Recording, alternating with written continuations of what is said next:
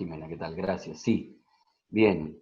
¿Alguna pregunta sobre membrana? Algo, me imagino que han estado repasando, ¿no es cierto?, el tema. De pronto si los ha abordado alguna pregunta.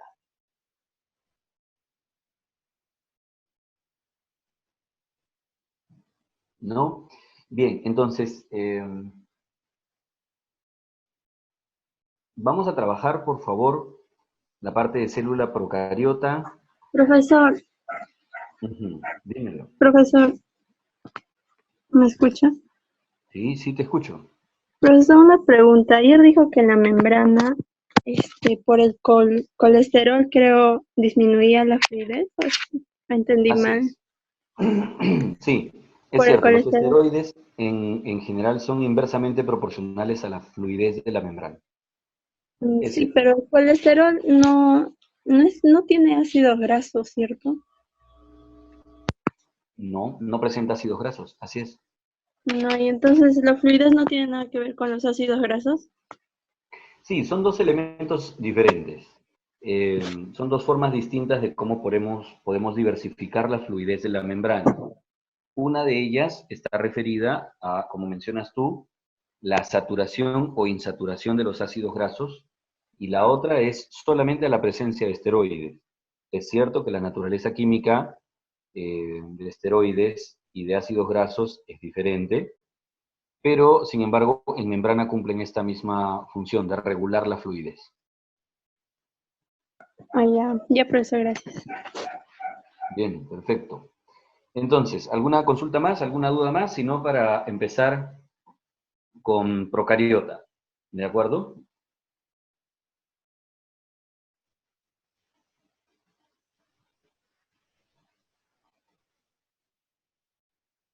Genial. Entonces, a ver,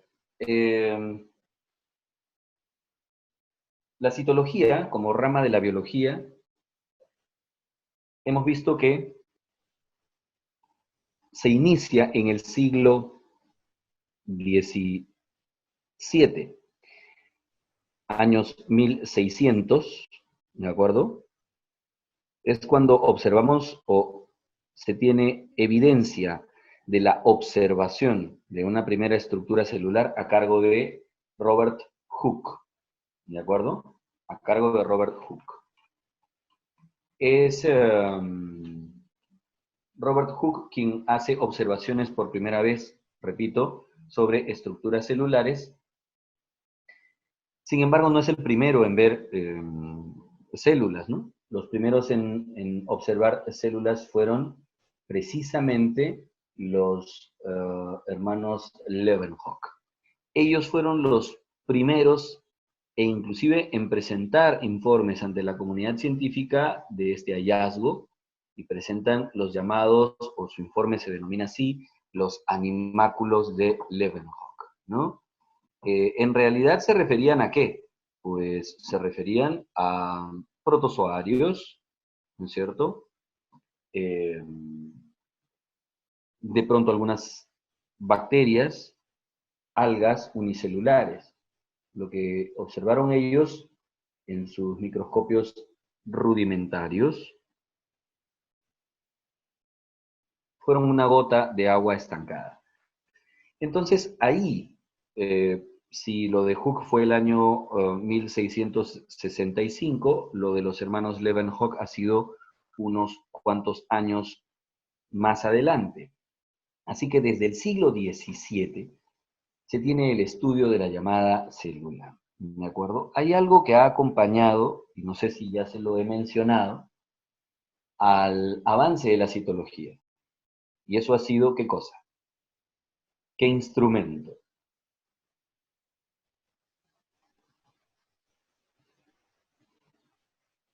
El microscopio, correcto. Tenemos entonces microscopios ópticos, así es, Rocío, gracias, y luego microscopios electrónicos, que en realidad nos han permitido, eh, veamos por favor, ¿no es cierto? Aquí están los tres autores de la teoría celular, creo que ya lo lo conocen ustedes, y si no, pues es necesario que lo tengan presente. Son tres los autores principales de la teoría celular moderna, ¿no es cierto? Hablamos de Matthias Schleiden, Theodor Schwann y Rudolf Virchow, ¿correcto? Los tres acuñan conocimientos básicos y generales sobre célula en diferentes momentos, pero miren el siglo XIX.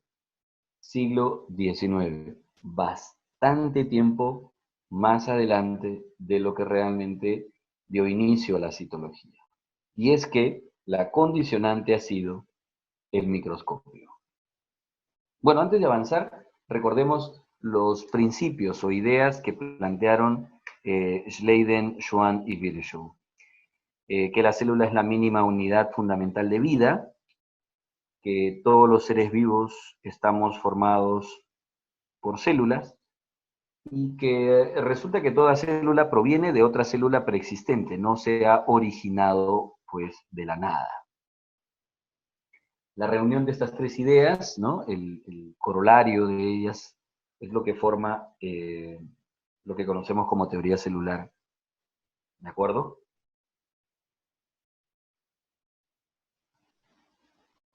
Aquí están las capacidades de visión que obtenemos a través de estos artefactos. Con el ojo humano apenas alcanzamos a ver estructuras un poquito menores de 1 milímetro. El microscopio óptico nos lleva hasta más o menos las décimas de micras, ¿no? Pero ya inclusive hasta más o menos unas décimas de nanómetros nos permite observar el microscopio electrónico.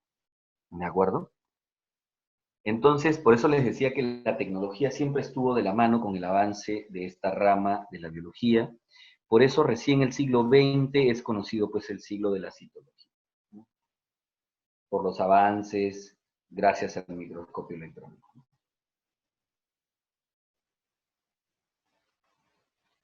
Esta es más o menos la idea de cómo funcionan todos los microscopios, tanto los electrónicos de emisión, los de barrido y un microscopio óptico, ¿no?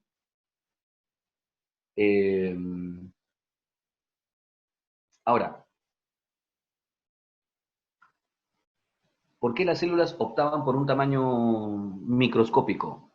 ¿Lo recordamos?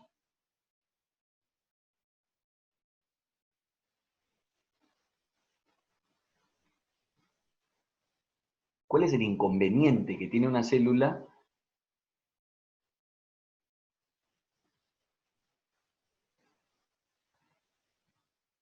al ir creciendo? Una célula, al ir incrementando su volumen,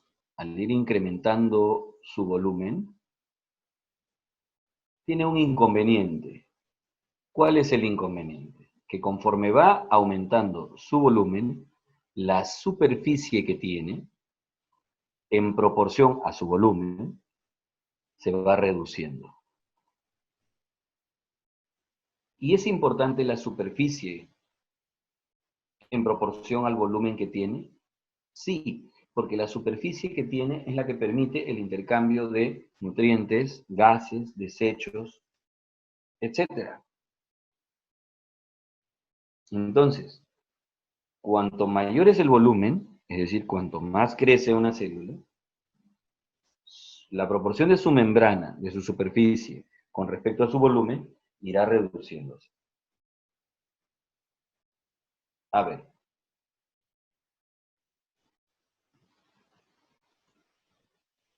Aquí habíamos hecho nosotros una pequeña relación entre superficie y volumen. Si recuerdan, por favor, vean ustedes. Los tres casos, miren aquí, presentan el mismo volumen. Los tres.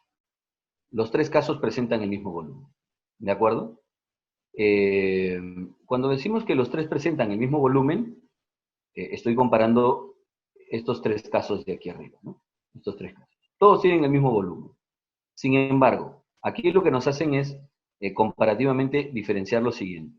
¿Qué pasaría si con este volumen solamente tengo una sola célula? ¿Qué pasaría si con este volumen, en lugar de tener una, tengo 8 células? ¿Y qué pasaría si con este mismo volumen no tengo 8, sino 64 de estas células? ¿Y qué ha pasado? Ah, bueno, lo que hemos hecho ha sido, mire usted, ¿no? Lo que hemos hecho ha sido relaciones entre, a ver, ¿qué pasaría si fuera una sola célula la que tendría este volumen? Una sola. Mire usted aquí debajo la relación de su superficie y volumen, ¿no? De 1,5 a 1. Pero ¿qué pasaría si en lugar de ser una sola célula, pues resulta que son 8, es decir, son más pequeñitas, ¿no? Ahora aquí, cada una de ellas, ¿qué relación tiene entre su superficie y volumen? De 3 a 1. O sea, o en todo caso, la relación en total de toda la superficie que tenemos con todas las células. Hemos sumado todas las superficies y con el volumen total. Pero miren la proporción, 3 a 1. Y en cambio aquí, en el último caso, pues ya no tenemos una ni 8, sino 64. Vea usted la suma de la superficie en relación al volumen, ¿cuánto es? 6 a 1. ¿Qué quiere decir? Que cuanto más pequeña es la célula, entonces garantizamos relaciones superficie-volumen mayores. Eso limita entonces a la célula en su tamaño microscópico. Porque si ella quisiera, ojo, desde este tamaño pequeñito, si quisiera ella ir creciendo, cada vez que vaya creciendo, ¿qué cosa va ocurriendo con la relación superficie-volumen? Esta se va disminuyendo. ¿De acuerdo? Entonces hay un límite, hay un momento en el cual la relación superficie-volumen ya no podrá seguir reduciéndose y entonces la célula dirá, ah, hasta aquí es el tamaño máximo, el volumen máximo que voy a alcanzar. Porque si sigo creciendo, ya la proporción de mi superficie con el volumen será tan baja que ya no podré desarrollar todas las actividades, procesos, etcétera. Y entonces ahí es donde se pone en peligro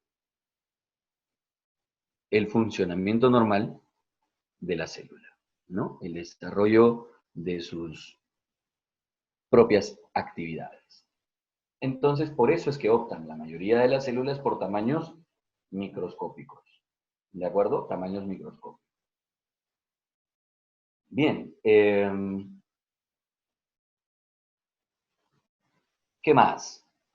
Veamos entonces ahora los diferentes tipos de células. Ya que hemos visto membrana, ya sabemos el componente básico que es, como les decía, transversal a todas las células, es decir, está presente en todas ellas.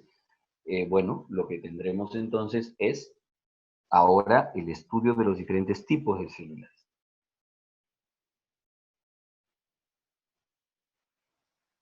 Primera característica, o en todo caso, el primer enfoque de estudio para hablar, clasificar a las células. Este es el elemento.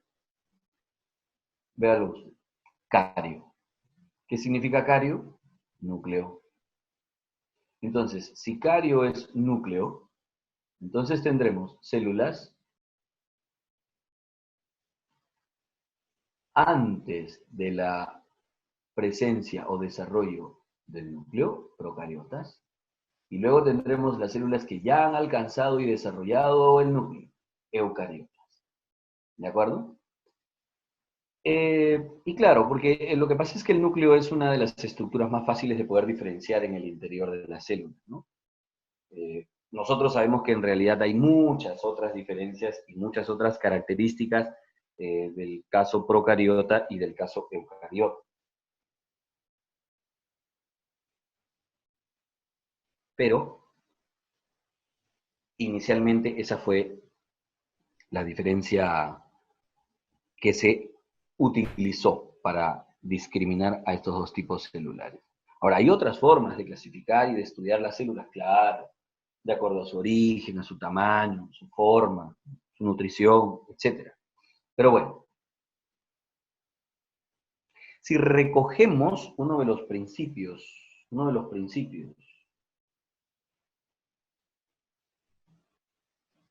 de la teoría celular que nos decía que todos los seres vivos están formados por células? Repito, todo ser vivo formado por células.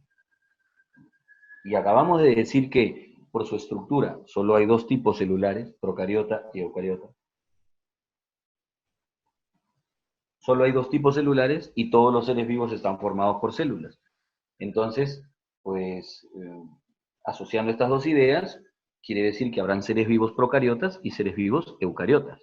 Porque, por si acaso, no existe, al menos actualmente y dentro de lo que conocemos, no existe ningún ser vivo que presente en su composición, en su estructura, células procariotas y eucariotas a la vez. O sea, ningún ser vivo está formado por células procariotas y eucariotas simultáneamente.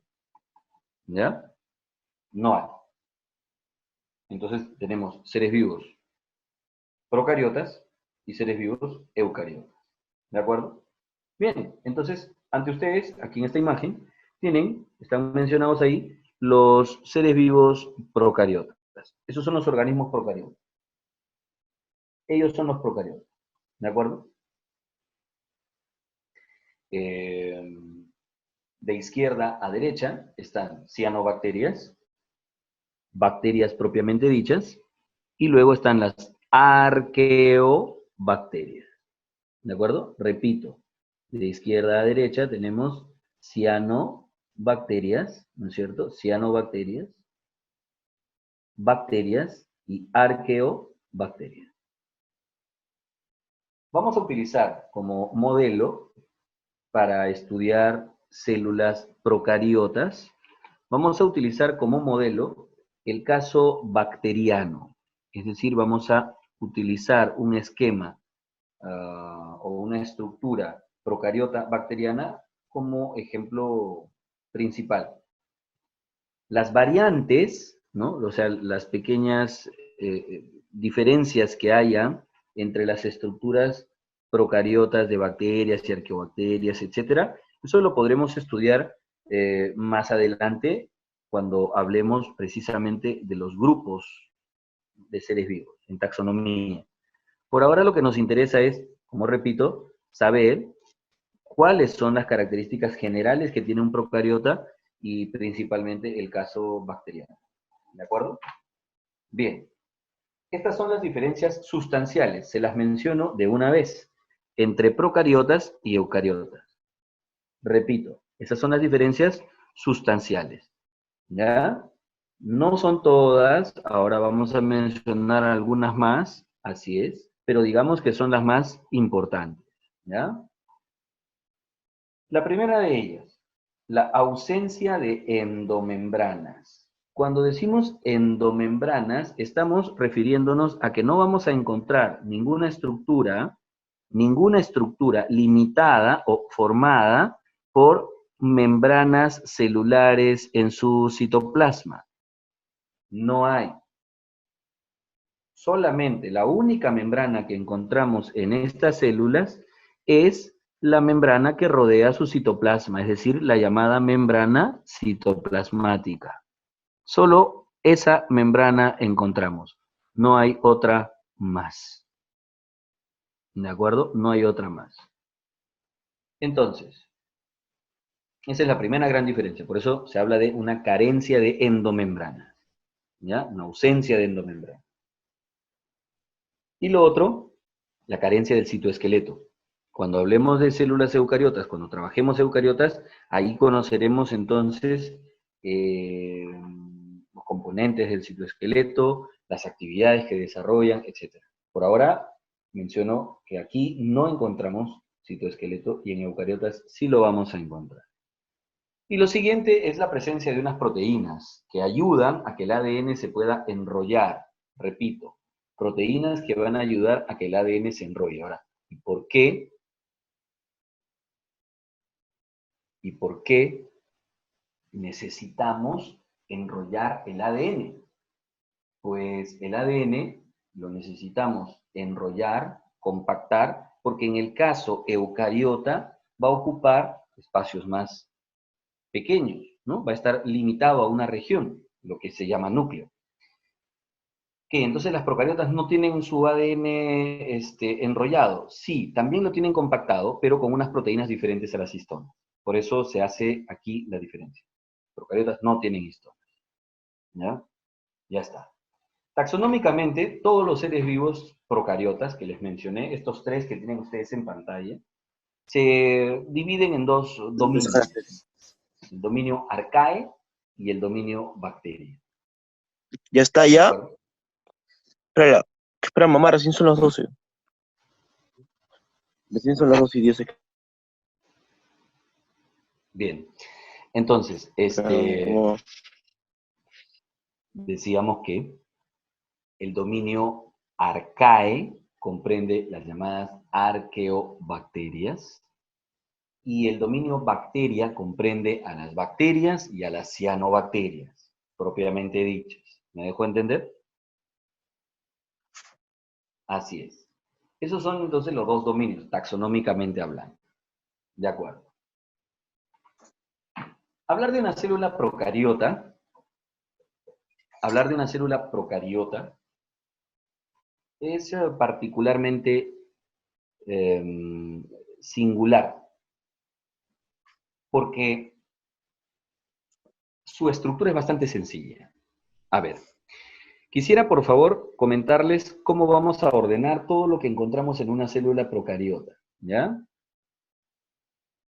Vamos a empezar hablando o describiendo las llamadas envolturas externas que presente, es decir, todas las coberturas que tenga, envolturas externas. Y después hablaremos de todos los elementos, materiales, etcétera, que encontramos en el interior, o sea, en su citoplasma.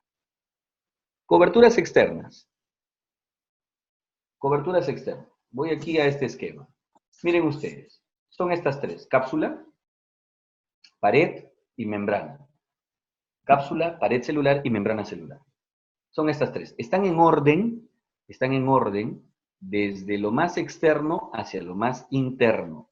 Repito, están en orden desde lo más externo hacia lo más interno. Es decir, esta cobertura que está en un color celeste clarito vendría a ser la cápsula, la que está en un moradito más oscuro vendría a ser la pared, y la más interna, que tendría aquí una coloración azul, ¿no es cierto?, es la membrana. ¿De acuerdo? Entonces ahí están las tres coberturas. Repito, nuevamente, de afuera hacia adentro está cápsula, pared y membrana. Por si acaso, las células procariotas tienden a tener tamaños, digo tienden, por eso estoy hablando de manera general, ¿no? Tienden a tener tamaños más pequeños que las eucariotas, ¿ya? Van a ver ustedes que en realidad tienen una estructura muy sencilla, ¿no? No tienen estructuras muy complejas, muy complicadas, no. Pero lo interesante de todo esto es que son sumamente exitosas. Son los primeros seres vivos que aparecieron en el planeta. Hace 3.500 millones de años. Y siguen acompañándonos a nosotros. Y es más, dependemos de ellos. Si no estuvieran en el planeta, nosotros, en cuestión de semanas, desapareceríamos también de la Tierra.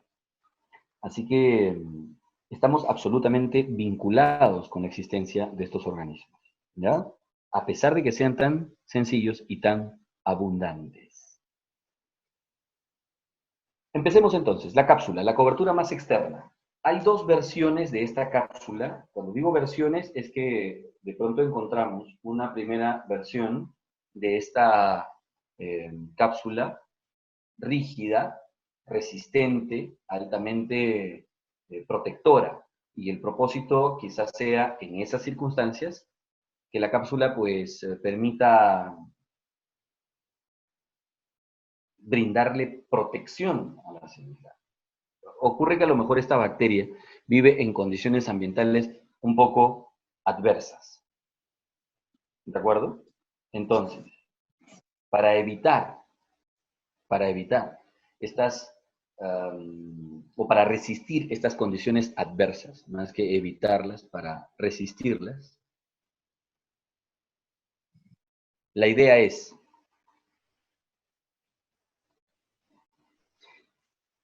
que puedan ayudarlas a soportar altas temperaturas, pH sumamente ácidos o alcalinos,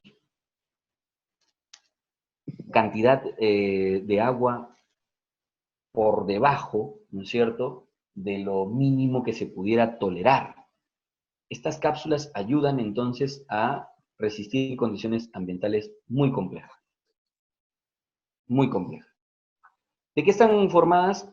Bueno, hay una diversidad de elementos, pero quizá lo más conocido y lo más frecuente es la presencia de proteínas y ácidos dipicolínicos como componentes principales de cápsula, ¿ya? Ahora,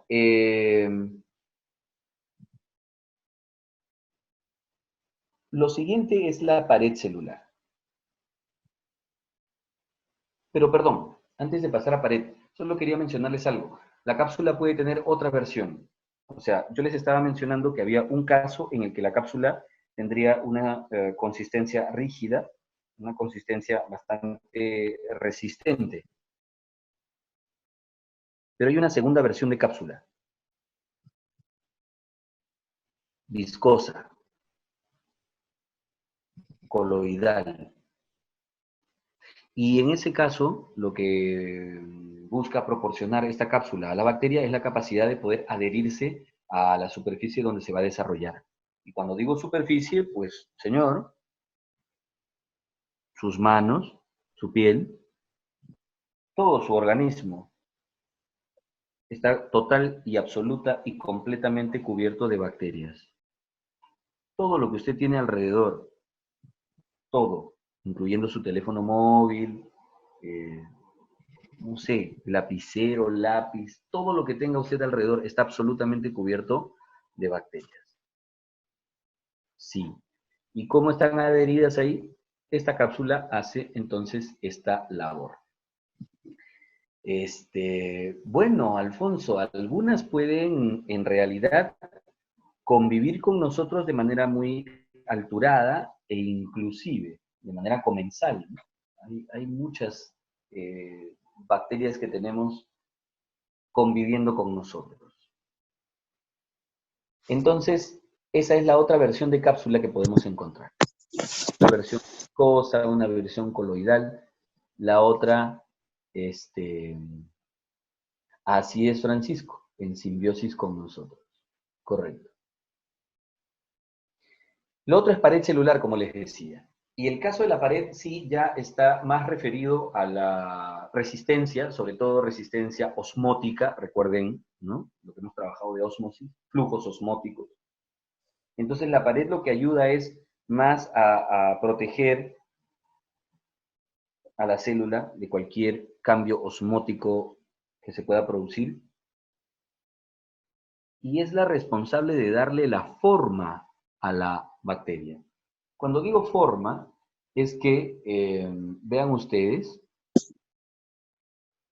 podemos tener algunas bacterias con forma esférica, otras como la que tienen ustedes en la imagen, que tiene una forma ligeramente cilíndrica, otras pueden tener una forma, digamos, como serpientes, ¿no? Y otras que ya tienen formas, ahora sí, como si se trataran pues de hélices, ¿no? De unos tirabuzones. Entonces, ¿quién le da acidez? Cocos, hilos, espiroquetas y espirilos, correcto. ¿Quién es el responsable de mantener o de darle la forma a la pared celular? ¿Ya? Ahora, ¿de qué está compuesta la pared? A ver, el componente básico que todas las paredes presentan es una asociación de glúcidos con pequeñas cadenas de aminoácidos. Repito, glúcidos con pequeños fragmentos de aminoácidos. 4 o 6 aminoácidos unidos. Por última vez lo digo.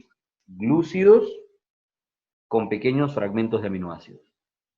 De ahí se deriva se desprende el nombre de péptido glucano.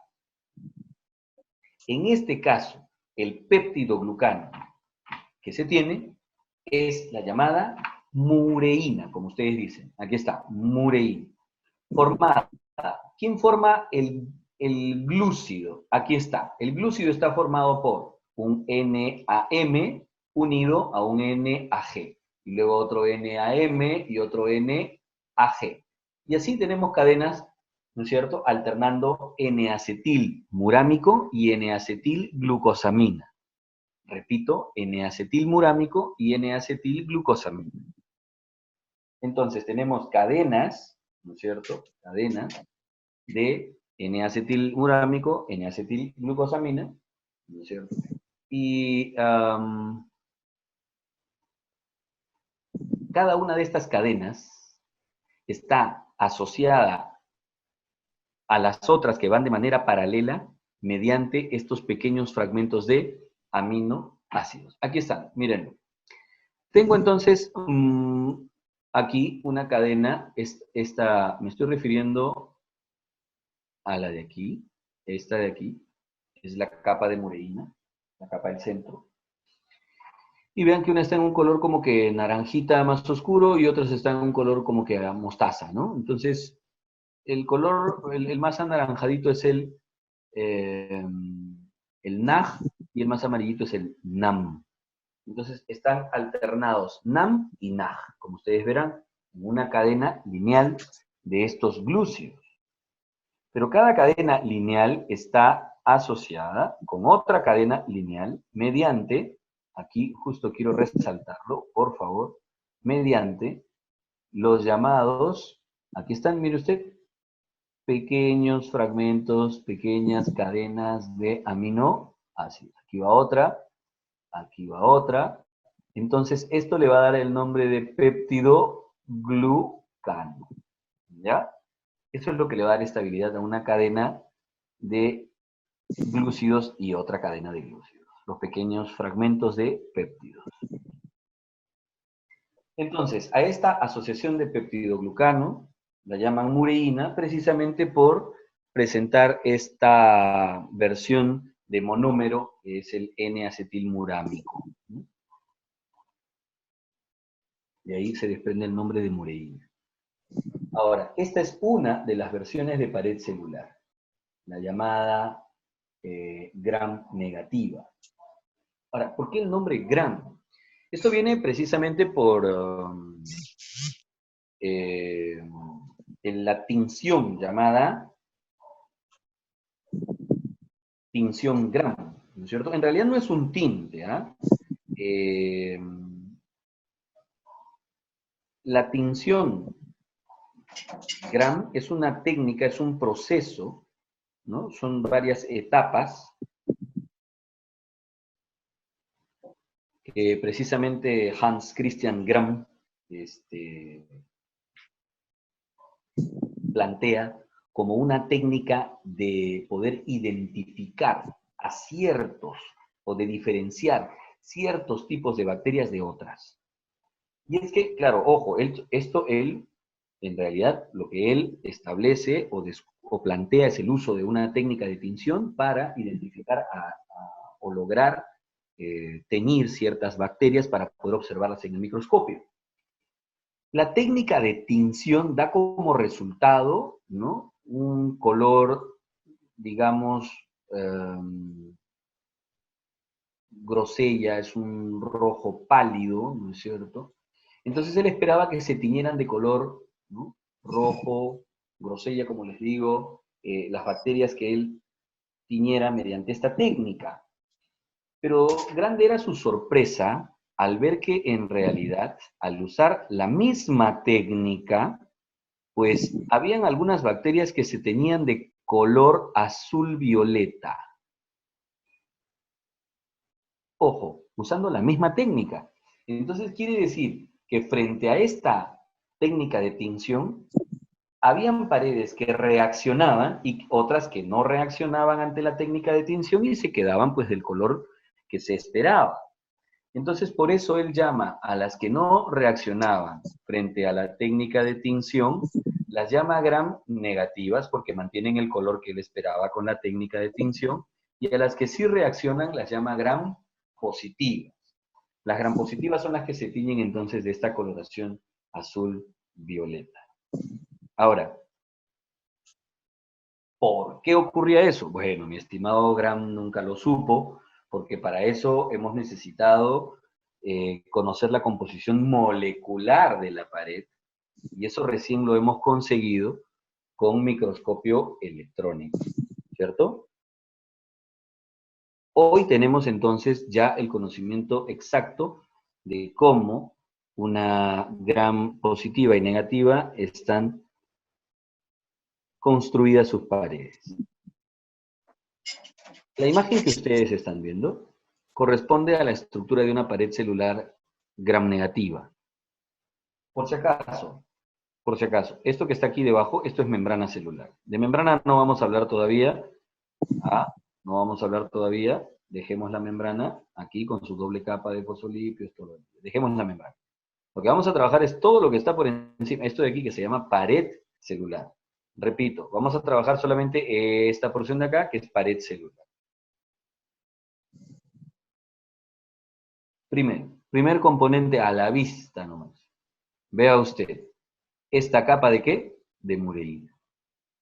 Esta capa de mureína. Es bastante delgada la capa de mureína aquí, sí, bastante delgada, pero ahí está. Es una capa de mureína, ¿no? Y por encima de la capa de mureína, por encima de la capa de mureína, ¿no es cierto? Por encima de esta capa, tenemos una envoltura lipoproteica, esta de aquí, esta envoltura lipoproteica. Esto de lipoproteico me hace recordar a membrana. Es cierto. Es más, por ahí va a encontrar usted que algunos hablan, que algunos describen a este componente como, ¿de acuerdo? Miren aquí hacia la derecha. Lo estoy tratando de resaltar, ¿de acuerdo? Lo llaman así, membrana externa. Yo me resisto a usar el término membrana externa porque nos va a confundir con el de membrana celular. Pero así vas a encontrar en algunos textos que hablan. Pero en realidad para mí, esto es una envoltura lipoproteica, ¿no es cierto? Es componente de la pared celular. Está formado por una doble capa también, miren ustedes, lipoproteínas, ¿no? Así es. Bueno, entonces el tinte Gram, que era una solución acuosa, ¿no es cierto? Pues no podía cruzar, debido a que como esta envoltura externa es de naturaleza lipoproteica, es hidrofóbica, pues no permite entonces que el tinte cruce, ¿no es cierto?, esta envoltura, entonces el tinte se quedaba en la superficie y por eso, ¿de qué color se tenían estas bacterias? Pues de color rojo. ¿De acuerdo? Ese es el detalle. En cambio, las gram positivas, esta de aquí, pues el tinte sí lograba ponerse en contacto con la propia mureína, ¿de acuerdo? Con la propia mureína. Y al reaccionar con ella, pues tomaban la coloración azul-violeta. Y por eso es que entonces estas cambiaban de coloración. Ahora, esa es la razón, ¿no? O sea, el tinte llega a reaccionar con la mureína, con el peptidoglucano, gram positiva. En el caso de las gram negativas, en las gram negativas no llega a ocurrir ello. ¿Estamos de acuerdo? Porque, ya les mencioné, la envoltura esta externa impide el paso del tinte. Otro detalle a considerar aquí es, primero, vea usted el grosor del peptidoglucano, muchísimo mayor que en el caso de las gram negativas. Y segundo, la presencia de estos elementos que usted ve aquí, estos de aquí, se llaman ácidos, ¿qué? Teicoicos. Ácidos teicoicos. Aquí otros, estos ácidos teicoicos, ¿qué cosa buscan? Darle estabilidad a la capa de mureína, que como es mucho más engrosada, requiere entonces la presencia de estas sustancias que le dan una estabilidad y que la logran fijar inclusive a la propia membrana. ¿Ya? Entonces, gram positivas y gram negativas. Las gram negativas, la capa de mureína es más delgada, tienen una envoltura lipoproteica externa. Las gram positivas no tienen envoltura lipoproteica externa, solo una capa mucho más engrosada de mureína con presencia de ácidos teicoicos. ¿Correcto? Esas son las dos paredes. Lo siguiente es membrana. Y sobre membrana ya hemos hablado bastante. Además, ¿sabe usted que la membrana está formada? Mire usted. Doble capa de fosfolípidos, sus proteínas incrustadas, intrínsecas o periféricas. Correcto. Ya sabemos transportes en membrana, componentes, propiedad. Ya hemos hablado de membrana bastante. Con esto hemos terminado entonces las tres envolturas externas, cápsula, pared celular y membrana celular. Hemos terminado las tres envolturas externas de una célula procariota. A continuación, lo que vamos a trabajar son todos los elementos que encontramos en el citoplasma. En el citoplasma. ¿De acuerdo? A ver. Encontramos entonces en el citoplasma, primero, el único organelo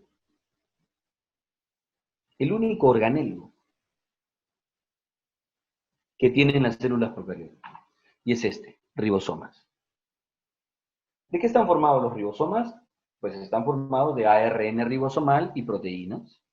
Y su trabajo es, paradójicamente, construir proteínas. Repito, los ribosomas están formados por ARN ribosomal y proteínas. Y su trabajo es la construcción, la síntesis de proteínas. Profesor, disculpe que le interrumpa, me tengo que retirar porque tengo horario de clase en el colegio.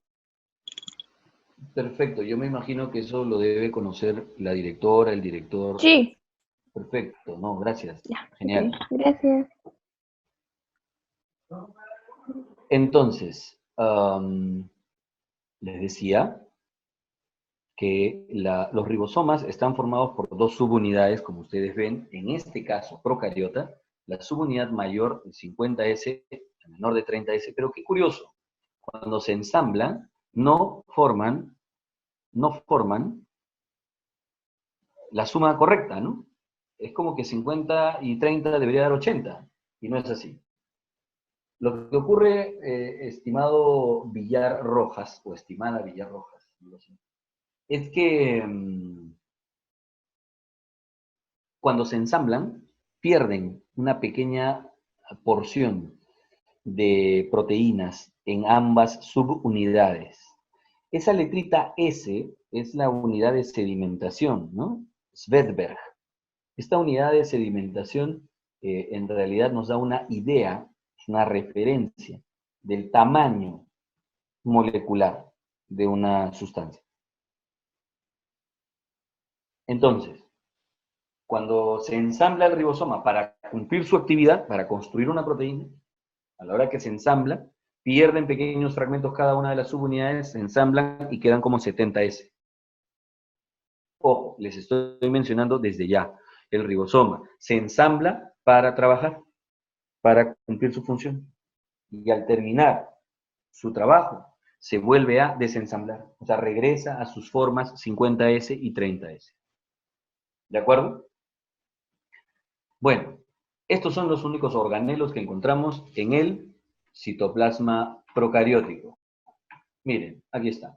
Estos como pelotitas que están dentro son los llamados, aquí están, ribosomas. ¿De acuerdo? Son sus ribosomas.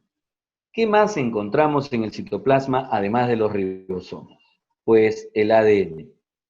Una cadena de ADN, pero vea usted que este ADN, la cadena principal de ADN, resulta ser un ADN, a ver, claro, es cierto, como dice su compañero Villar, está desnudo, o sea, no tiene ninguna envoltura membranosa que lo recubra. Claro, ya no se olvide, las células procariotas carecen de endomembrana. Ahora, cuando nos dice Angie que es circular, a ver, nosotros ya hemos visto ADN, hemos estudiado eso. El ADN es una cadena, o mejor dicho, son dos cadenas en forma, ¿no?, antiparalela. Están unidas unas a otras, de las dos cadenas de ADN. Pero, total, ¿no habíamos dicho que era alfa doble hélice? No entiendo. Bueno, a ver, les comento. Nosotros habíamos visto el ADN de esta manera, ¿no? Como si fuera pues una alfa doble hélice, esto lo habíamos visto así, ¿cierto? Pero miren ustedes que acá tengo un extremo de la cadena, aquí tengo otro extremo de la cadena, son extremos libres, ¿no? Bueno, lo que ocurre con las procariotas es que el extremo inicial y el extremo terminal, los dos extremos están unidos. Entonces, ojo, mi cadena de ADN es alfa doble hélice. Claro que es alfa doble hélice. Sí, pero miren cómo están unidos. El inicio y el final. Entonces, es un ADN, ¿de acuerdo? Circular. A eso se refieren cuando dicen circular. ¿De acuerdo? Ahora, ¿está enrollado? Sí, está enrollado. Son otras proteínas diferentes a las histonas, por eso les dicen no histonas, ¿no?, que ayudan en su compactación, en su enrollamiento. Pero no están envueltos en una membrana, por eso no hay carioteca, por eso no hay núcleo. Nosotros describimos esto diciendo carece de endomembranas. No hay endomembrana, ninguno. Y si no hay carioteca, odicio, Ariana, odicio, si no hay carioteca, entonces no hay núcleo, por consiguiente, si no hay núcleo, no habrá carioplasma. Porque el carioplasma es el interior del núcleo. ¿De acuerdo? Entonces, ahora, en algunos textos van a ver ustedes que mencionan a este ADN como nucleoide. A ver, yo les pediría que tengan mucho cuidado al utilizar ese término, porque nos da una idea como que tuviéramos un núcleo, pero un núcleo, no sé, de pronto un poco alterado. En realidad, es el ADN, nada más. Lo que acabamos de mencionar, este ADN circular, sin histonas, listo, ahí, disperso en el citoplasma. Sino que nucleoide se refiere a la región, a la zona donde está ubicado este material genético. Pero nos confunde un poco, pues. Por eso les pediría que tengan mucho cuidado en utilizar el término, ¿no? Ya está. Ahora, lo que sí encontramos en algunas procariotas, en algunas bacterias, son fragmentos. Fragmentos. Miren, libres, fuera, extra a la cadena principal. ¿De qué? De ADN. Estos fragmentos de ADN libres, independientes a la cadena principal de ADN, estos se les conocen como plasmidos. ¿De acuerdo? Ahora, ¿y qué pasó? ¿De dónde aparecieron estos fragmentos de ADN? Pues los obtuvieron de otra bacteria o de pronto los obtuvieron del medio, del exterior. Y van a andar por ahí, encontrar un fragmento N y tienen la posibilidad de introducirlo. Y si es que tiene alguna utilidad, pues bien, lo mantienen, lo conservan y lo usan. O de pronto, como les digo, lo pueden haber recibido de otra bacteria. Se llaman plásmidos. ¿De acuerdo? Entonces, ¿qué encontramos en el citoplasma? Ya dijimos, en el citoplasma encontramos ribosomas, ¿de acuerdo? Ribosomas, que eran los que construían proteínas. ¿Qué más encontramos? A ver, retrocedamos por aquí. Encontramos que la membrana celular, esta membrana de aquí, puede presentar algunos pliegues pequeños. Miren ustedes. Unos pliegues. Estos pliegues se van a denominar mesocilios. mesosomas. Son pliegues de la propia membrana. Villar, ahorita te menciono nuevamente lo de los plasmidos. Repito, ¿qué es entonces un mesosoma? Un mesosoma no es más que la propia membrana celular. Son lo que son pequeñas proyecciones de esta membrana hacia el citoplasma, como ustedes ven. Ahora, ¿y para qué se proyectan? ¿Para qué estas proyecciones? Bueno, el detalle de los mesosomas es que queremos aumentar la superficie de la membrana. De pronto porque en estas regiones, me refiero a los mesosomas, se concentran proteínas enzimáticas. Entonces, ¿qué? No se olvide que como parte de las membranas podemos tener proteínas enzimáticas incrustadas en la membrana. ¿De acuerdo? Nicole, supongo que el término invaginación se complica contigo, no lo logras identificar. Una invaginación es un pliegue que hacemos hacia el interior de una estructura. Mira, si yo tengo, por ejemplo, una célula aquí, esta célula, ¿de acuerdo? Lo que acabo de mencionar es la membrana, y resulta que ahora esta membrana de pronto forma unos pliegues hacia el interior, así. Estos pliegues, se forman unos pliegues hacia el interior. Estos serían los llamados mesosomas, pliegues de la misma membrana hacia el interior. ¿De acuerdo? Entonces, sí, podemos en los mesosomas principalmente desarrollar algunas actividades metabólicas, sí, es cierto. Se pueden encontrar ahí, como les decía, ¿no? Presencia de proteínas enzimáticas que ayudan a estas actividades. Entonces, dentro del citoplasma podemos encontrar estos mesosomas. Van a ver ustedes que también algunos inclusive hablan de mesosomas laterales, los que están involucrados en actividades metabólicas, como lo estamos mencionando. Y en otros casos hablan de mesosomas de tabique, que son los que van a ayudar a los procesos de división celular. Claro, cuando la célula se esté dividiendo.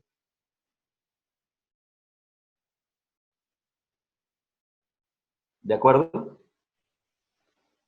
Genial. Volvemos entonces al citoplasma. ¿Qué encontramos? Dijimos primero, ribosomas. Segundo, el ADN. Tercero, plásmidos. ¿De acuerdo? ¿Qué eran los plásmidos? Fragmentos de ADN extracromosómicos, o sea, fuera de la cadena principal. ¿De acuerdo? Fuera de la cadena principal. A ver. Mire usted.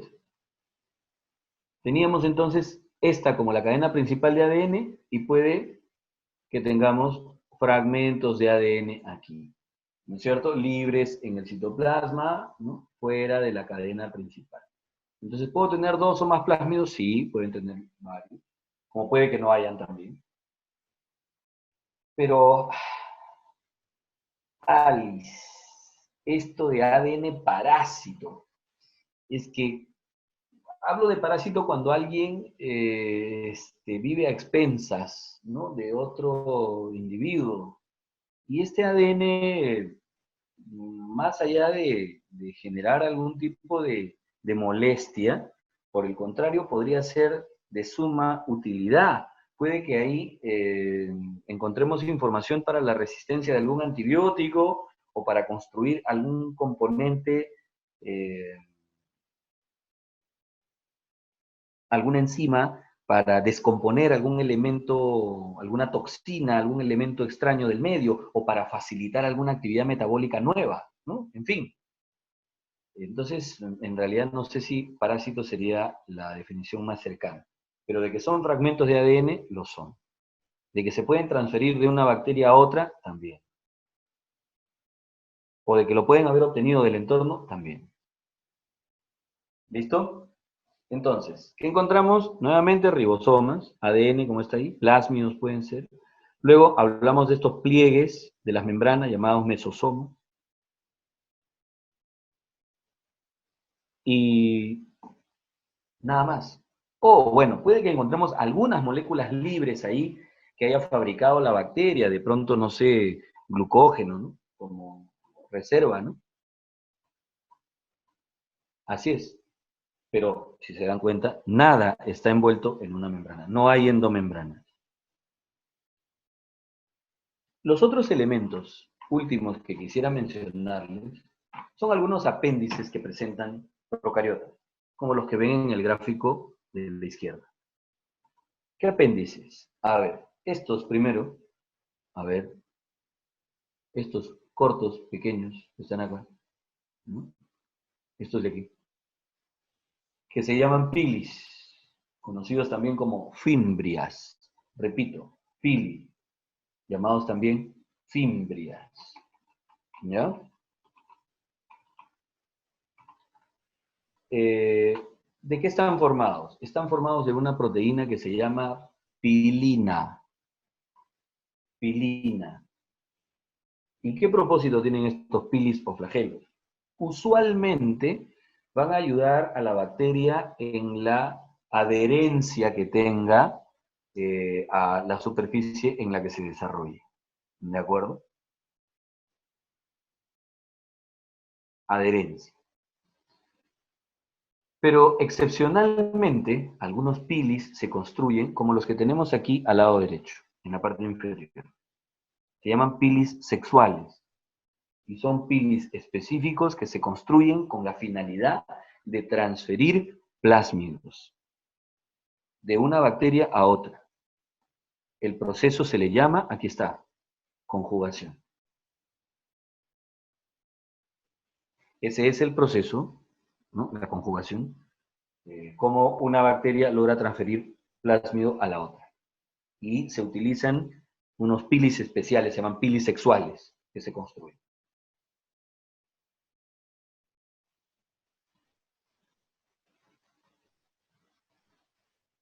La gran mayoría de bacterias presentan pilis, sí, la gran mayoría, no todas. Y el otro apéndice que quería mencionarle está aquí a la vista, miren, este de acá. Y ya es mucho más prolongado, ¿no es cierto? Y se llama flagelo. ¿De qué está formado? El flagelo está formado de una proteína llamada flagelina.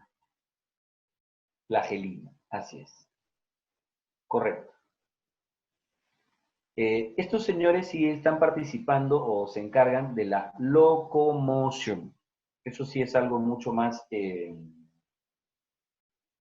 reconocido. Para todas las bacterias presentan flagelo. No, no, no, no. Es más, ni siquiera todas las bacterias presentan la misma cantidad de flagelo. A ver, hubo una clasificación inclusive, ¿no? De pronto, bacterias que presentaban un solo flagelo, bacterias que presentaban varios flagelos en una sola dirección, bacterias que presentaban flagelos en ambas direcciones, o que presentaban flagelos a todo alrededor del, así, por ejemplo, una sola o varias en una sola dirección, o varias en direcciones pero contrarias.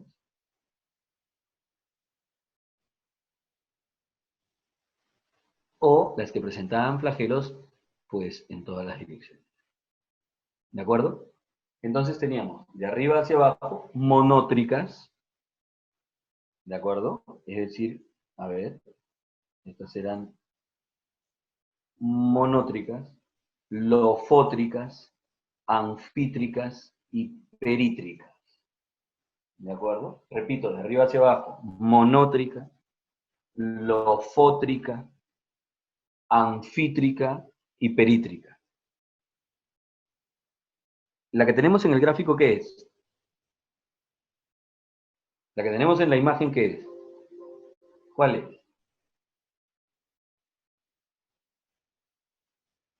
La que tenemos en la imagen es lofótrica, correcto.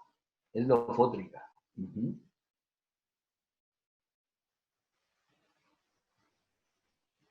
Así es. ¿Listo? Bien.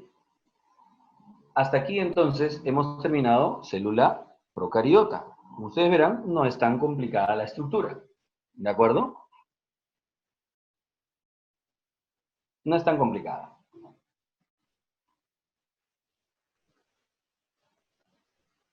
Ahora empecemos entonces con célula eucariota, si es que no tienen ninguna pregunta y ningún inconveniente. ¿De acuerdo?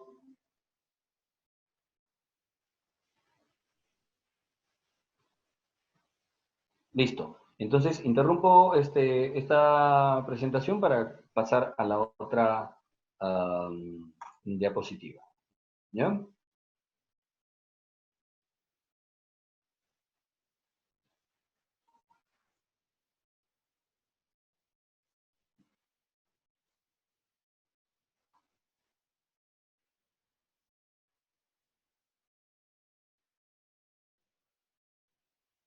Bien, les comento.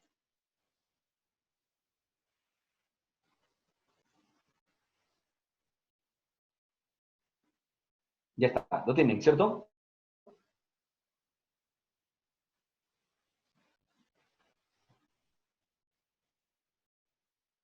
Ya está. Entonces, trabajemos. Bueno, la imagen que tienen ustedes en pantalla, ¿no es cierto? Es la imagen. Esto es creado en computadora, ¿no? Pero en realidad, dentro de muy poco tiempo, podremos tener imágenes de este tipo a través de los nanobots que ya tenemos nosotros diseñados, ¿no? Estamos viendo glóbulos rojos y entonces ya estamos hablando de células eucariotas, ¿no?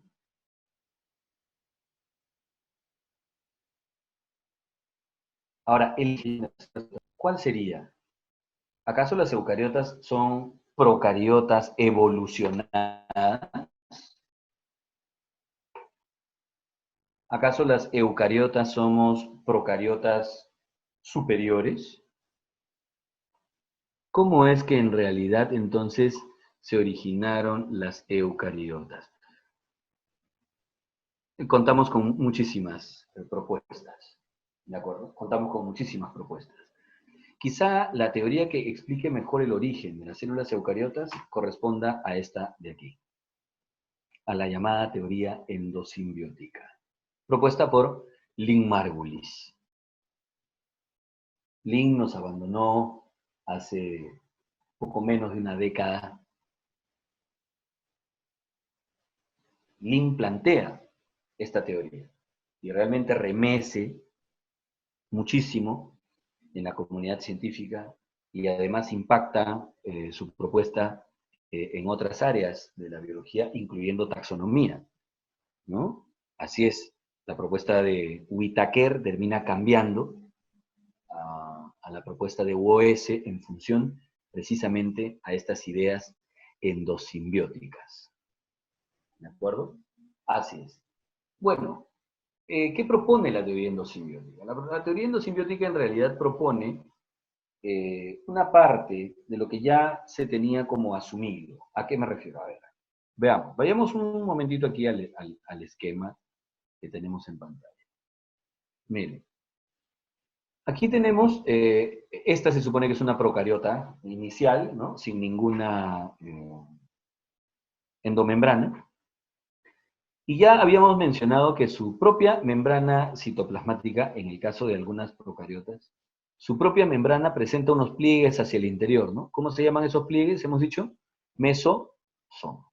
Entonces, vean ustedes en este segundo caso, en el de aquí, ese es el que vamos a observar ahora con más detalle.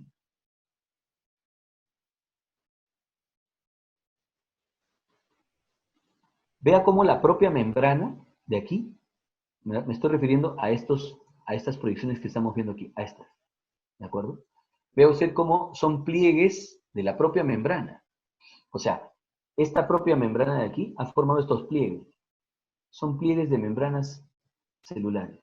Aquí también hay otro pliegue, vean ustedes. Entonces, ¡wow! Se supone que las endomembranas, entonces, ¿cómo se han originado?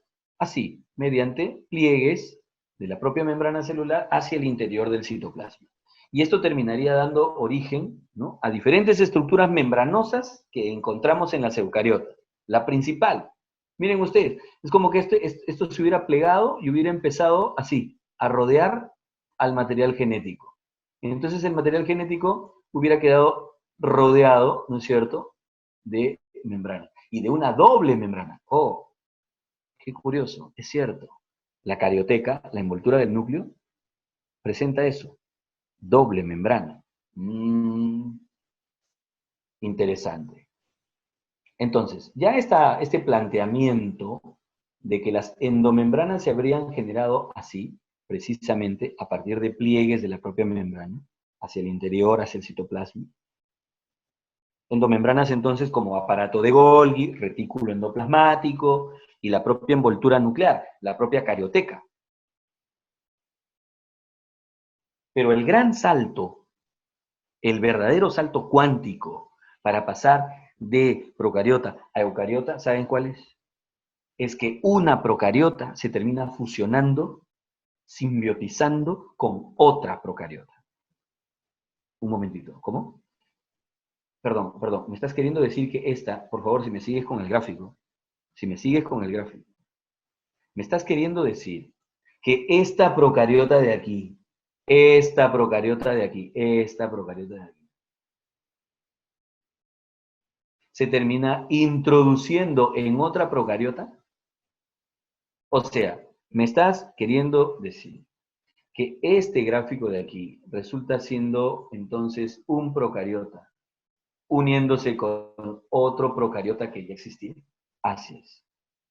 Pero un momentito, ¿cómo me vas a poder probar entonces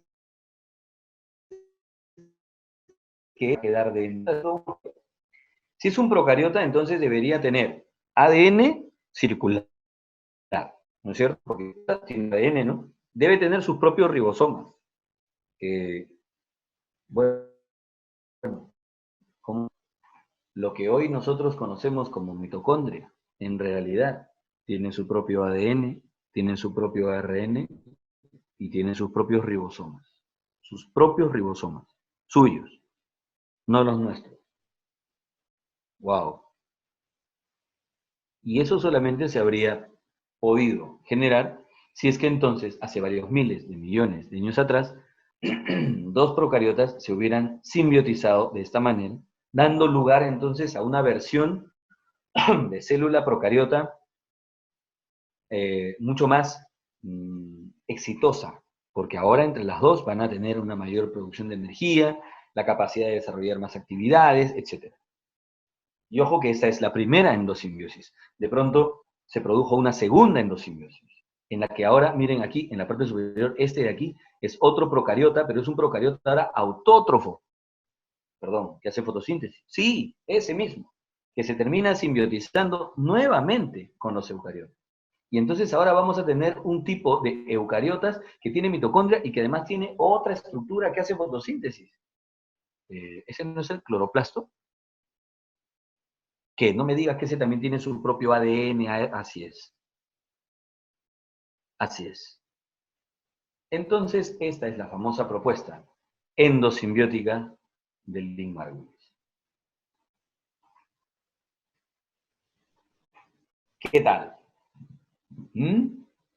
Esa es entonces la idea más o menos que tenemos de teoría endosimbiótica para el origen de eucariotas. ¿De acuerdo? De eucariotas.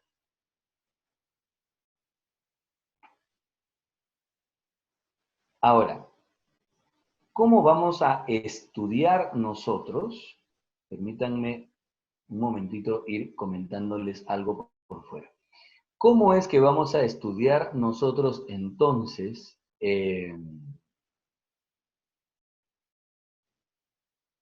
la estructura de una célula eucariota? A ver. Primero, permítanme, mostrarles un poquito sobre la teoría endosimbiótica, una pequeña animación. ¿De acuerdo? Paramos aquí y les voy a compartir esta animación. Bien, ya la tienen, ¿cierto?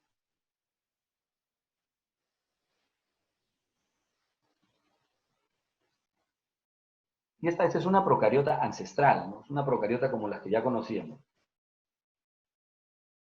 Vean ustedes, no hay ninguna endomembrana, salvo los pliegues estos que hablábamos nosotros que se llaman mesosomas. Resulta que, entonces, estos mesosomas pudieron empezar, vean ustedes, a proyectarse hacia el interior. Y ellos sean los que dieran origen, o los que originarían, todas las endomembranas que tenemos, incluyendo, miren, esta de aquí, la endomembrana que rodearía el material genético. ¿Estamos hablando de quién? Claro, la envoltura del núcleo. Y es que entonces así encontramos en algunas procariotas, ¿no? Muchos pliegues de sus propias membranas. Pero el salto, como les dije, el salto realmente cuántico aquí, sería la simbiosis, la endosimbiosis de otro procariota. Pero este sería un procariota aeróbico, sumamente exitoso con el tema de producción de energía. Y entonces tendríamos, ahora sí, a un procariota dentro de otro procariota, dando origen, ahora sí, a lo que conocemos como eucariotas. ¿De acuerdo? Y ya saben, la evidencia es que la mitocondria tiene su propio ADN, su propio ARN, sus propios ribosomas, y obviamente versión procariota. Así es como lo vemos, miren ustedes al microscopio electrónico, ¿no? Con su doble membrana y todo lo demás. Y ahora, la segunda endosimbiosis la tendríamos ¿con quién? Con otro tipo de bacterias, pero autótrofas, ¿no? Las que hacen fotosíntesis. Y por eso tendríamos a los cloroplastos. ¿No es cierto? Así es. Bien. Bueno, ahí están las evidencias. Tienen su propio ADN y ADN circular. Tienen sus propios ribosomas, ¿no es cierto? Así es. Ellos solitos se dividen, se fusionan, etc. ¿No? Ellos solitos. Además presentan ciertos elementos que no encontramos en otra parte. Lo otro es el tamaño, inclusive dicen que hasta con el tamaño. Y bueno, aquí está el tema evolutivo de cómo endosimbióticamente darían origen pues, a todos los otros grupos que conocemos de eucariotas. ¿De acuerdo? Bien, entonces, volvemos a nuestra diapositiva. Ya estamos ahí. ¿Bien? Entonces, ¿cómo vamos a estudiar la estructura eucariota? Pues, a ver, permítanme, por favor, mentalmente ordenar todo lo que vamos a trabajar. Primero, tenemos coberturas externas, igual que en el caso de procariotas, coberturas externas. Y luego vamos a tener todo lo que se encuentre en el interior del citoplasma, nuevamente, en el interior del citoplasma. ¿De acuerdo? Nuevamente, en el interior del citoplasma. Citoesqueleto como primer elemento, citoesqueleto. El segundo, organelos celulares. Y cuando hablamos de organelos celulares hay que diferenciar. Primero, un grupo de organelos que no están envueltos en membrana, que no tienen envoltura membranosa, organelos sin membrana. Luego vamos a hablar de los organelos que sí están envueltos en membrana. Y es que resulta que hay dos tipos también, los que tienen una sola envoltura y los que tienen doble membrana, doble envoltura membranosa. Entonces, repito, en organelos tenemos los que no están envueltos en membrana, los que sí están envueltos en membrana, simple y doble. Y luego tendremos todo el llamado sistema o complejo de endomembranas. El sistema de endomembranas. ¿De acuerdo? Que es todo un complejo laminar enorme en el citoplasma. Sistema de endomembranas. Y lo último, finalmente, pues el núcleo. El núcleo. ¿De acuerdo? Entonces, esa es la estructura, ese es el esquema general. Repito, citoesqueleto, luego todos los organelos, que no tienen membrana, los que sí tienen membrana, tanto simple como doble, el famoso, el complejo sistema de endomembranas y el núcleo. ¿Hasta ahí todo bien? Bien, de todos los diferentes tipos, repito, de todos los diferentes tipos de células eucariotas que podemos tener, estos serían los dos principales que vamos a estudiar. Lo que llamamos eucariotas vegetal y eucariota animal. ¿De acuerdo? Repito, eucariota vegetal y eucariota animal. También estarán, obviamente, algas, protozoarios, hongos. Pero nos vamos a quedar solamente con estos dos grupos de eucariotas, por cuanto son los más cercanos a nosotros, incluyendo la eucariota animal, que es el tipo de célula que nos conforma, ¿no? Así que entonces empecemos. Primer componente que les decía, citoesqueleto. A ver, el citoesqueleto, en primer lugar, si tenemos que resumirlo en una palabra, pues tendríamos que decir que son estrictamente proteínas, ¿de acuerdo? Estrictamente proteínas. Entonces, el citoesqueleto en su totalidad está formado por proteínas. Proteínas de diferente tipo, de diferente espesor, tamaño y función, ¿ya? Ahora, ¿cuál es el propósito en general del citoesqueleto? Como más o menos lo sugiere el término, es el que le da, el que forma, vamos a decir, la armazón, el que le da consistencia a la célula, el que ubica, sostiene, soporta los diferentes organelos, estructuras dentro de ella. Responsable también será de los desplazamientos de estas estructuras dentro de la célula. Miren, esta es la idea más o menos. Ojo, se supone que esta superficie de aquí, así como esta de acá, son membranas, ¿no? Entonces, todo esto vendría a estar en el interior, esto sería el interior de la célula, y en el interior de la célula, vean que todas las otras membranas que están, todos los otros organelos, no están flotando en el aire o en el agua. No, están sujetos mediante un conjunto, una red de diferentes proteínas integradas entre sí. Vean, por favor, las más delgaditas, que quizá no están percibiéndolas, permítanme resaltarlas, son estas de aquí, estas, las más pequeñitas. Y que están obviamente adheridas ¿a quién? A la propia membrana, a la propia membrana. Luego tenemos otras que son estas de aquí, ¿no? Les estoy señalando, como estas de acá.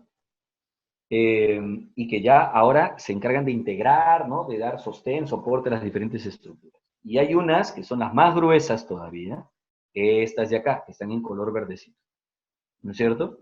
Y que entonces vendrían a ser los microtúbulos. Bueno, ahí están, pero vean que no están por separado. Algunos piensan pues que cuando hablamos del citoesqueleto, unas células tienen microfilamentos, o en algún momento la célula tiene microfilamentos, y en otro momento tienen microtúbulos, o no sé, lo imaginan por separado. Pero no, vean ustedes que están integrados. Todos los componentes del citoesqueleto. Son proteínas, repito, y de diferentes diámetros. Los tres componentes del citoesqueleto están acá. Microfilamentos, filamentos intermedios y microtúbulos. Repito, todos formados de proteínas. Todos. Ahora, ¿qué diferente tiene uno del otro? Pues el diámetro, como les digo, vean ustedes aquí, ¿no?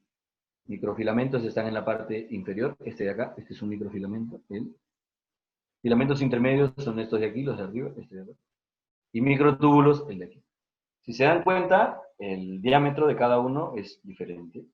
Y entonces, esto también está asociado con la composición, o sea, la proteína que los compone, que los conforma es diferente. Y su función también, ¿no? Claro que sí. Veamos, aquí están los tres, miren, y hablando de diámetros o de espesor en cada caso. Vea usted, los microfilamentos son los más delgaditos, Estamos hablando en nanómetros, ¿no? Los filamentos intermedios casi podrían, digamos, ¿no? Casi por ahí, estar cerca al doble del diámetro de un microfilamento. En cambio, los microtúbulos sí están mucho más, ¿no? Estamos hablando de 25 nanómetros de diámetro en el caso de los microtúbulos. Entonces, Gina, ahora veremos cada uno, componentes y función. A eso vamos. Empecemos. Microfilamento. Aquí están, microfilamentos. Los microfilamentos, a ver, están formados de actina, pero también pueden estar formados los microfilamentos de miosina, troponina y tropomiosina. O sea, hay microfilamentos de diferente composición, ¿ya? De diferente composición. ¿En qué participan? A ver, primero, nuestros músculos están formados básicamente de actina y miosina y las otras que mencioné. Entonces nuestros músculos y la contracción muscular es trabajo ¿de quién? De microfilamentos. ¿Ya? Contracción muscular. Lo otro, cuando les mencioné este esquema, miren este gráfico, resalté estos pequeñines de aquí, estos, están pegaditos a la membrana, ¿no? ¿Y se tratan de quién? De microfilamentos.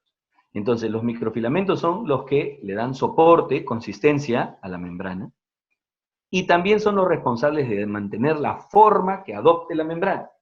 Entonces, soporte y consistencia de membrana, microfilamento. Forma que adopte, como movimientos ameboideos, microfilamento.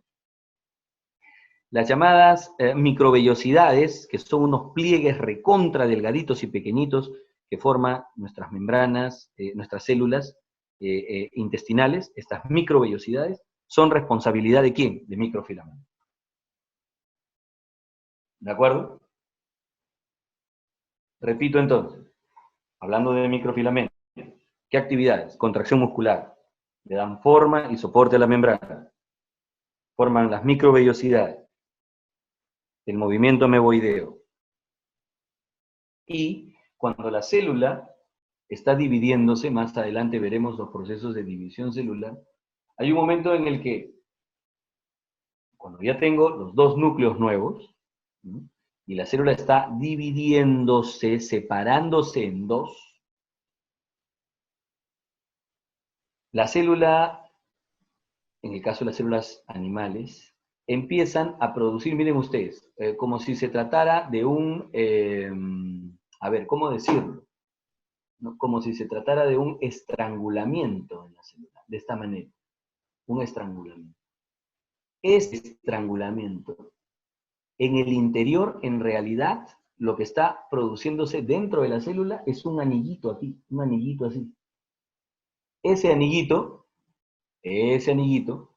está reduciendo su tamaño cada vez más, y cada vez se va achicando más, se va achicando más, se va achicando más, se va achicando más, y entonces eso es lo que va haciendo, ¿qué? Va estrangulando la célula. Esto se llama anillo de constricción. ¿Quién forma este anillo de constricción? Microfilamentos. Ahora sí, Gina, entonces, todas las funciones más o menos que vemos en microfilamentos, solo en microfilamentos, ¿eh? Solo en microfilamentos. El siguiente sería el caso de los filamentos intermedios. Los filamentos intermedios son los que dan un mayor soporte a todos los organelos, pero sobre todo, los filamentos intermedios participan en las uniones intercelulares. Uniones célula a célula. Anclajes entre una célula y otra. ¿Por qué? Porque en algunos casos necesitamos formar estructuras pluricelulares con células muy engarzadas unas con otras, muy unidas, muy compactas, como nuestra piel. Las células en nuestra piel, en el tejido epidérmico, ¿no es cierto?, están muy cohesionadas. Estas uniones intercelulares las más resistentes se llaman desmosoma. ¿De acuerdo? Desmosoma. Entonces, estas uniones intercelulares son actividad propia de filamentos intermedios. ¿Ya? Ahora, ¿de qué están formados los filamentos intermedios? Pueden estar formados de actina también, sí, pero la mayoría de las veces de los filamentos intermedios se forman, aquí están, miren ustedes, ¿se forman de qué? De queratina, de bimentina, de esmina. Son otros componentes, proteicos todos. Aquí está la actividad, uniones, fijaciones, célula a célula. ¿De acuerdo? Por ejemplo, en el caso de formar nervios, cuando se forman los nervios, lo que hacemos es un empaquetamiento de los axones, de una neurona y otra, de una célula y otra. Estas uniones entre los axones, para empaquetarlos, se llaman neurofilamentos. Esos neurofilamentos son filamentos intermedios. ¿De acuerdo? El último grupo, microtúbulos. Los microtúbulos están formados de una proteína llamada tubulina. Por si acaso, la tubulina es una proteína cuaternaria. O sea, está formada por dos subunidades. Sí, miren ustedes el esquema aquí. Aquí está. Miren aquí. Esta es una tubulina. Está formada por tubulina A y tubulina B. Las dos juntitas. ¿Se han dado cuenta que les ponen de color diferente inclusive? ¿Correcto? Entonces, este dímero, esta es una tubulina. Pero ahora, ¿cómo se construye el microtúbulo? Miren, aquí tengo una tubulina. Esta es una tubulina. Aquí tengo otra tubulina. Luego otra tubulina. Entonces, ¿qué hago con las tubulinas? ¿Las voy, se han dado cuenta? Las voy, ¿qué? Uniendo en forma helicoidal. ¿Ya se dieron cuenta? En forma helicoidal las voy uniendo aquí. Al unirlas de manera helicoidal, ¿cuántas tubulinas forman exactamente una vuelta completa? 13 tubulinas. 13 tubulinas. 13 tubulinas completan una hélice. A continuación, otra hélice aquí. A continuación, otra hélice aquí. Otra hélice aquí. Y mire usted, así es como se forma este cilindro hueco. Este microtúbulo. ¿De acuerdo? Y wow, los microtúbulos, como ustedes verán, son aquí, vean ustedes, estos de acá, de color verde, este de aquí es un microtúbulo, ¿no? Y es el que le da soporte a todos los demás, a los filamentos intermedios. Entonces tenemos una participación de todos los elementos del citoesqueleto integrándose y además dándole soporte, consistencia, como decía. Ahora, estos microtúbulos sirven para que sobre ellos, como si fueran rieles, se desplacen muchos organelos. ¿Ya? Recordarán ustedes cuando se dibuja una división celular. Cuando usted dibuja una división celular, hay un momento en el que en el gráfico la célula en pleno proceso de división y se dibujan unos filamentos así, ¿no es cierto? Esto se le llama uso acromático. Bueno, esas fibras, este uso acromático, ¿qué cosas son? Son microtúbulos. Son microtúbulos. ¿De acuerdo? Ahora, otra estructura que también se construye a partir de microtúbulos, los cilios y los flagelos. Los cilios y flagelos también están construidos a partir de microtúbulos. ¿De acuerdo? Entonces, sobre citoesqueleto, ¿alguna duda, pregunta, consulta?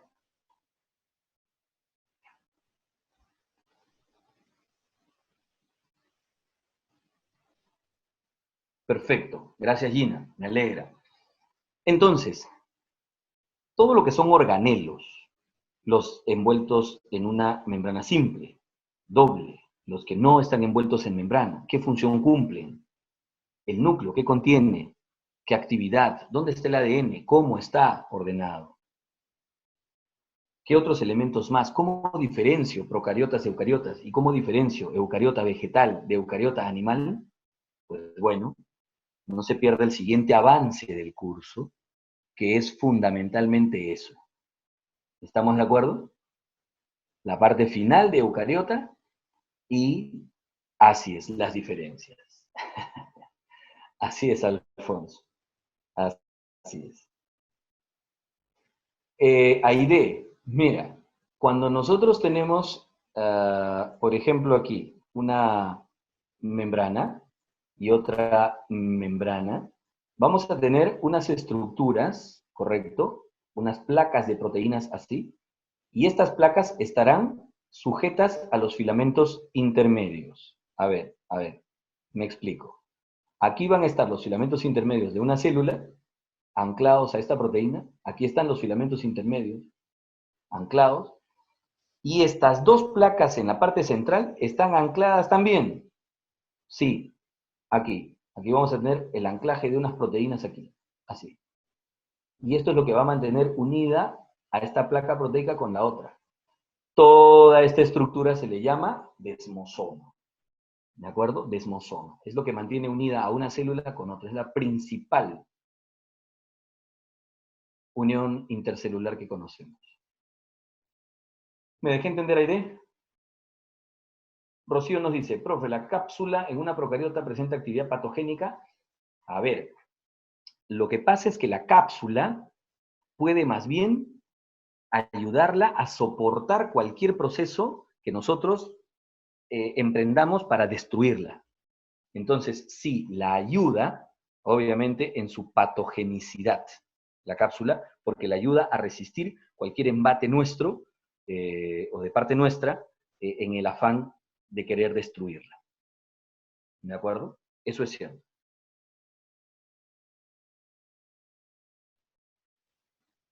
Perfecto. No, al contrario. Genial. Bien. ¿Cuándo tendremos avance? Creo que la próxima semana. Creo que la próxima semana. Con ustedes solamente tengo avance, me parece que martes, miércoles. Algo así. Sí, Aide, los desmosomas mantienen a las membranas de células contiguas, ¿no? Unidos, así es. Pero recuerda, Aide, que no todas nuestras células están unidas. Solo algunas. Entonces los desmosomas estarán presentes solamente en aquellos tejidos que necesiten adherir células continuas. Así es. A la práctica del avance. O desconozco eso, Gina. No lo sé. Lo siento. Pero bueno, gracias nuevamente por su tiempo. Muchas gracias por la participación. Y entonces,